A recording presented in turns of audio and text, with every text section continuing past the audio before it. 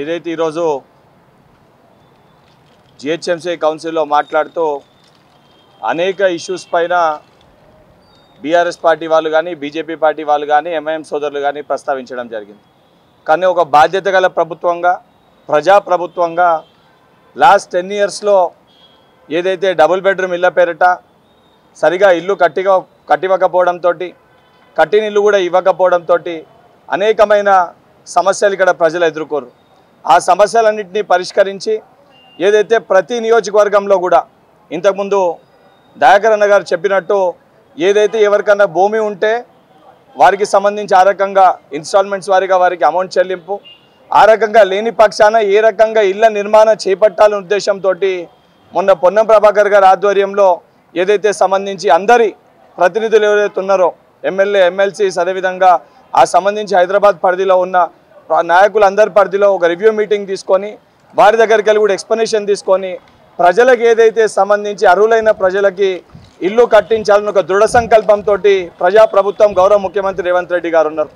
దానితో పాటు ఈరోజు పేదలందరూ కూడా సన్న బియ్యాన్ని ఇంటింటికి చేర్చి బియ్యం తినే రకంగా బియ్యాన్ని ఇవ్వాలని ఒక ఉద్దేశంతో ఈరోజు ఎన్నో బీజేపీ పాలిట రాష్ట్రాల్లో కూడా ఎక్కడ కూడా ప్రవేశపెట్టని ఒక స్కీమ్ ఈరోజు గౌరవ ముఖ్యమంత్రి రేవంత్ రెడ్డి గారు కాంగ్రెస్ ప్రభుత్వం ప్రజాప్రభుత్వం తెలంగాణ రాష్ట్రంలో ప్రవేశపెట్టింది.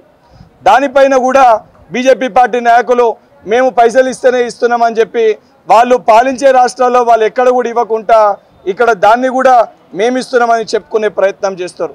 గతంలో హైదరాబాద్లో కూడా అనేకమైన వాగ్దానాలు జిహెచ్ఎంసీ ఎలక్షన్స్లో భారతీయ జనతా పార్టీ నాయకులు బీఆర్ఎస్ పార్టీ నాయకులు చేశారు. మీరు చేసిన వాగ్దానాన్ని నమ్మి ప్రజలు 2 సీట్లున్న మిమ్మల్ని 40కి పైగా సీట్లు వేసి గెలిపించిన గత 4 సంవత్సరాల్లో మీరు కేంద్రానికి హైదరాబాద్కి తీసుకురావాల్సిన నిధులు మీరు తీసుకురాలేకపోయినారు. మీరు మెట్రో కారిడార్కి అదేవిధంగా మూసీ రిజర్వేషన్ మీ యొక్క మేనిఫెస్టోలో మీరు కూడా పొందుపరచడం జరిగింది.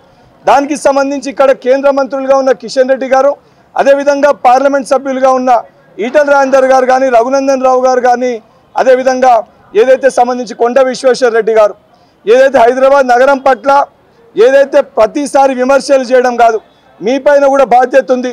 ఇక్కడ మీ పార్టీకి సంబంధించిన కార్పొరేటర్లు కూడా ఉన్నారు.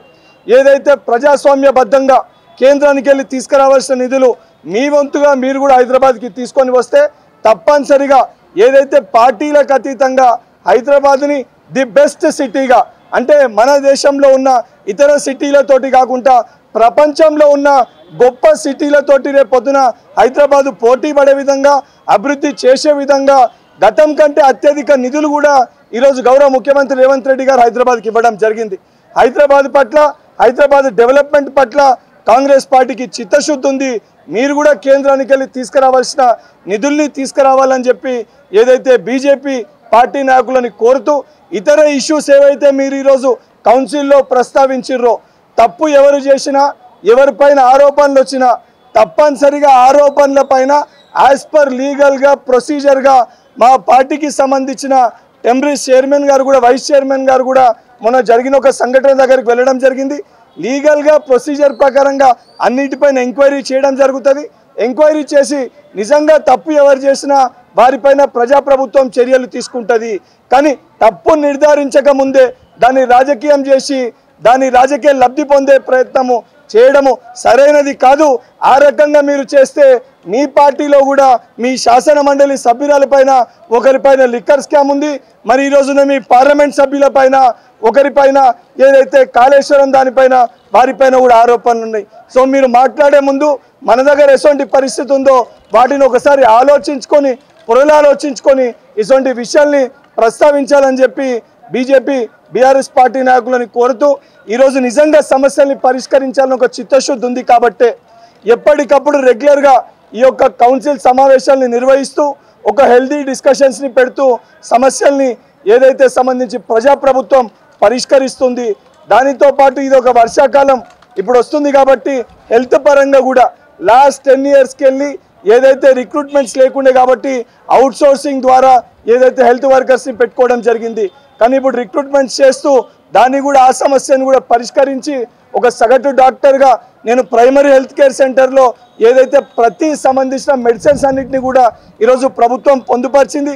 ఇంకా ఇతర సమస్యలు ఏమున్నా కూడా శాసన మండలి సభ్యులుగా నేను కానీ అద్దంకి దయాకర్ గారు కానీ విజయశాంతి గారు కానీ ఏదైతే కోదండరామ్ గారు కానీ కాంగ్రెస్ పార్టీ ఎక్స్ అఫిషియో సభ్యులుగా ఎమ్మెల్సీగా హైదరాబాద్కి వెళ్ళి మేము ప్రాతినిధ్యం వహిస్తున్నాము.